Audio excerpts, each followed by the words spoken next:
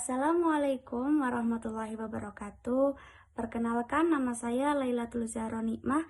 Di sini saya bersama Opi Rasita Rosalia Putri akan menjelaskan tentang algoritma penjumlahan kuadrat sebagai pemenuhan tugas ujian tengah semester analisis desain dan algoritma.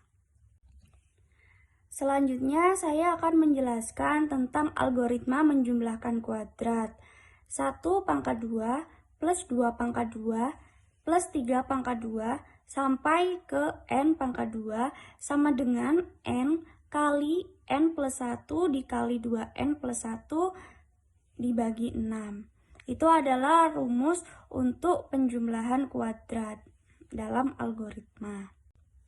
Sebelum menjelaskan tentang algoritma penjumlahan kuadrat, saya akan menjelaskan apa itu bilangan kuadrat. Jadi bilangan kuadrat adalah perkalian antara bilangan dengan bilangan itu sendiri atau biasa disebut dengan perkalian berulang. Selanjutnya saya akan menjelaskan tentang flowchart. Pastinya yang pertama start untuk memulai sebuah algoritma. Yang kedua kita inputkan angkanya. Lalu selanjutnya pangkat 2, lalu masukkan angka yang akan dipangkatkan. Setelah itu masukkan pangkat.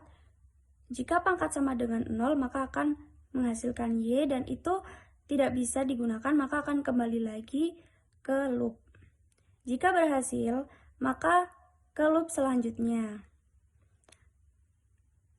Memasukkan lagi pangkat I lebih dari Y sama dengan pangkat X. Kemudian hasil akhirnya adalah I sama dengan I plus 1. Ketika hasil akhirnya tidak sama, maka kembali lagi ke loop yang di atas. Jika berhasil, maka langsung di hasilnya dan selesai. Selanjutnya saya akan menjelaskan program yang saya buat di algoritma penjumlahan kuadrat. Yang pertama pastinya package itu adalah menunjukkan file yang kita buat di dalam Java. Package jumlah pangkat, public class jumlah pangkat, lalu untuk selanjutnya fungsi rumus pangkat. Nah, di sini inputannya menggunakan integer. Karena bilangan bulat, kita tuliskan int A dan int B. Dan untuk hasil pangkatnya kita definisikan dengan int C. Nah, int C sama dengan mat.pow. Jadi mat.pow itu untuk menjelaskan bahwa nilai setelahnya itu merupakan pangkat. Nah, itu ada A, 3, berarti int A pangkat 3. Bilangan yang dimasukkan dalam A itu dipangkatkan 3. Plus mat.pow B2, berarti B dipangkatkan 2. Misalkan kita ingin menambahkan, di belakangnya kita tambahkan plus, ditambahkan mat.pow untuk menunjukkan bahwa angka yang akan diinputkan dan setelahnya itu adalah pangkat, maka akan menghasilkan C.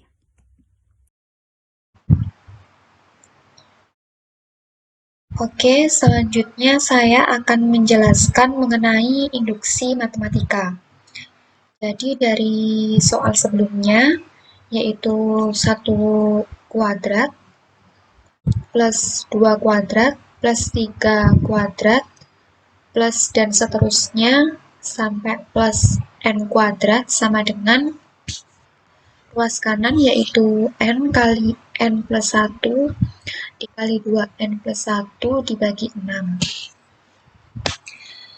Kita tuliskan soalnya menjadi Pn sama dengan 1 kuadrat plus 2 kuadrat plus 3 kuadrat plus dan seterusnya plus n kuadrat sama dengan n kali n plus 1 kali 2n plus 1 dibagi 6.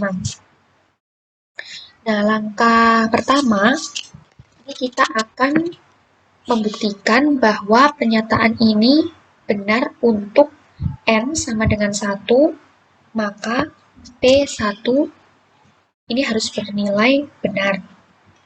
Pada ruas kiri, jika N sama dengan 1, maka harus sama dengan 1 kuadrat. Jadi N-nya ini diganti 1 semua. Jadi 1 kuadrat sama dengan 1 kali 1 plus 1 kali 2 kali 1 plus 1 dibagi 6. Nah, ini 1 kali 1, 1, kemudian 1 kali 1 ditambah 1, 2, 2 kali 1, 2 plus 1, 3 dibagi 6. 6 dibagi 6, 1. Sehingga untuk N1 pernyataan ini bernilai benar. Nah, kemudian yang kedua, kita anggap N sama dengan K, maka PK benar. Jadi kita tuliskan semua N diganti dengan K.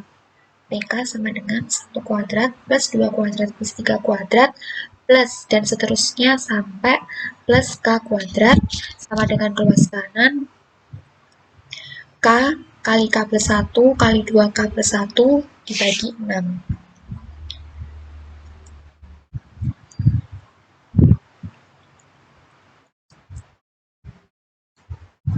Oke, selanjutnya untuk yang ketiga, kita buktikan P kali K plus 1, ini kita menganggap PK sama dengan benar, akan kita buktikan bahwa untuk P dikali K plus 1 ini bernilai benar, jadi semua N diganti K plus 1.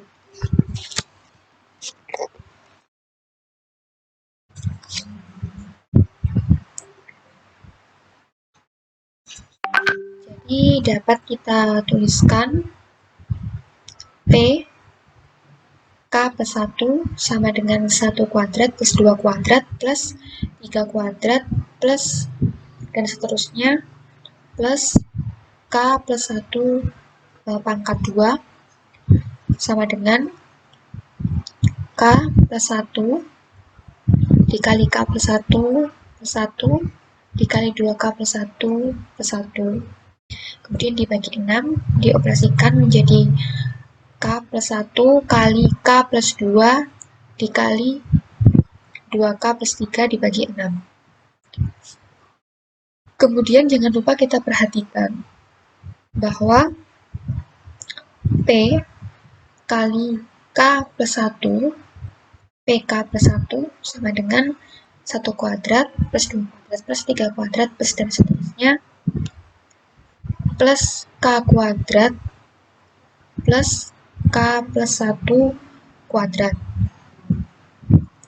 Nah, ini sebelum K plus 1, ini kan ada K kuadrat. Nah, sebelum K kuadrat berarti K min 1 kuadrat, sebelumnya lagi K min 2 kuadrat, dan seterusnya. Nah, kita perhatikan juga bahwa 1 kuadrat plus 2 kuadrat plus 3 kuadrat ini adalah PK. Jadi, kita tuliskan PK yang sebelumnya tadi, PK ini kita tuliskan, ini kita tulis lagi. Di sini kita isi jadi K, ini K kali K plus 1 kali 2K plus 1 per 6 plus K plus 1 kuadrat. Nah, karena ini ada K plus 1, kemudian K plus 1, kita menggunakan sifat distributif. K plus 1-nya kita keluarkan, tinggal K, 2 kali plus 1 plus, ini kenapa 6? Karena untuk mengoperasikan penjumlahan harus menyamakan penyebut, jadi dikalikan 6, 6K plus 1 dibagi 6. kemudian K plus 1, K dikali 2K, 2K kuadrat, K kali 1, K, kemudian 6 kali K, 6K, 6 kali 1, 6, dibagi 6. Kemudian yang ini 2K kuadrat plus K, ini kita operasikan menjadi 2K kuadrat plus 7K plus 6. Nah, kemudian ini difaktorkan. Ini difaktorkan jadi 2K plus 3 kali K plus 2. Nah, kemudian karena sifat komutatif, kalian dibalik menjadi K plus 1, yang belakang dibalik, diganti ke depan jadi K plus 2, dikali 2K plus 3 dibagi 6. Jadi, hasil ini sama dengan bentuk yang ketiga. Hasilnya sama, maka terbukti N sama dengan K plus 1, maka P K plus 1 bernilai benar.